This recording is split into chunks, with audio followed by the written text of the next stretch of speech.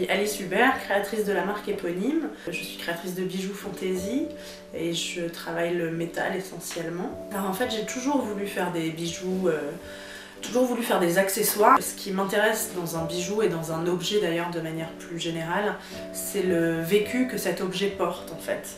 Alors oui, c'est vrai qu'il y a des messages à peu près dans toutes mes collections, surtout mes bijoux. Après, il y a des messages qui sont vraiment écrits, c'est-à-dire qui sont frappés dans le métal ou bien découpés dans le métal. Comme il y a des messages qui sont plus subliminaux, je trouve les bouches, je trouve que c'est quand même un message aussi qui passe. Je trouve que c'est plus intéressant de faire des bijoux qui vont faire réagir et où quand on va les porter, il va vraiment se passer quelque chose. Et c'est le cas notamment avec la collection Injurieuse. Donc ce sont des mots frappés dans le métal, des mots qui définissent un peu des femmes de vie légère. Et le design des bijoux est vraiment très simple en fait, ça pourrait être comme une médaille de baptême, donc c'est vraiment, ça se porte très facilement. Et après en fait, quand tu es en société et que tu portes ce bijou là, les gens voient qu'il y a quelque chose d'écrit. Donc du coup, soit tu laisses les gens s'approcher de toi et voir le message, et du coup comme c'est des mots un peu choquants, un peu provoquants, du coup ils vont réagir et il va forcément y avoir une discussion qui va découler de ça, soit tu ne laisses pas les gens s'approcher, donc du coup tu évites ce jeu là. Je trouve ça très amusant d'avoir des bijoux avec lesquels les gens vont interagir en fait. Je trouve que la séduction elle vient par la provocation en fait, donc je trouve que chaque bijou porte une signification sociale. Et je trouve qu'effectivement, moi, c'est la provocation, c'est un peu le jeu et la séduction. La femme qui porte mes bijoux, elle peut être très très différente. Parce que en fait, je fais les bijoux pour moi. C'est-à-dire que chaque collection, c'est une envie.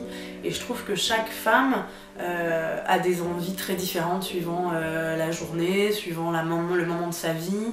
Et donc, quel que soit son âge, qu'elle ait 20 ans ou 70, j'ai des clientes qui ont 80 ans, qui viennent m'acheter des bijoux et elles vont acheter les mêmes que les filles de 20 ans vont acheter aussi.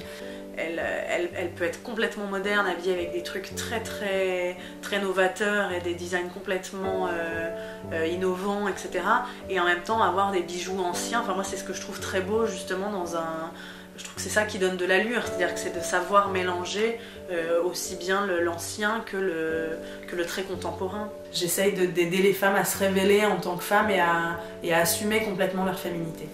J'ai bossé à un moment donné pendant 2 mois sur des collections pour Chanel, en fait sur les défilés pour Chanel, donc c'était vraiment en renfort à ce moment-là.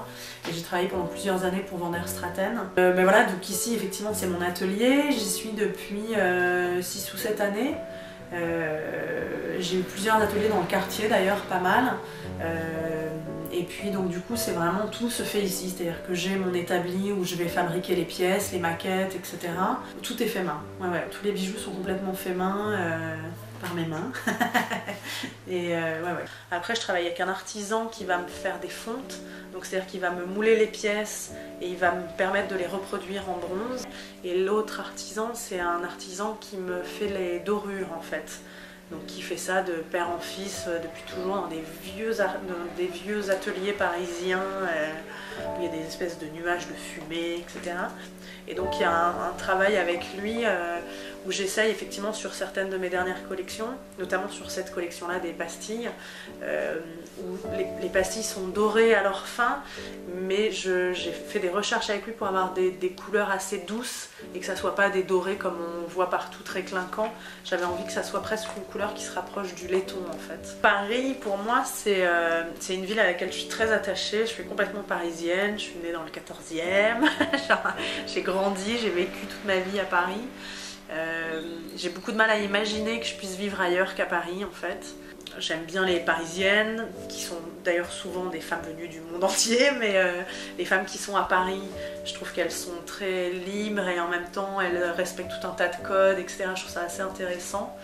Et donc c'est une vraie source d'inspiration et j'aime aussi les artisans avec lesquels je travaille, qui sont vraiment des artisans qui sont dans Paris et qui travaillent vraiment ici depuis toujours avec toutes les histoires que ça peut amener autour de cette vie et de ces habitudes parisiennes. À long terme, je ne sais pas, je voudrais continuer à faire des bijoux et envoyer de la séduction partout dans le monde.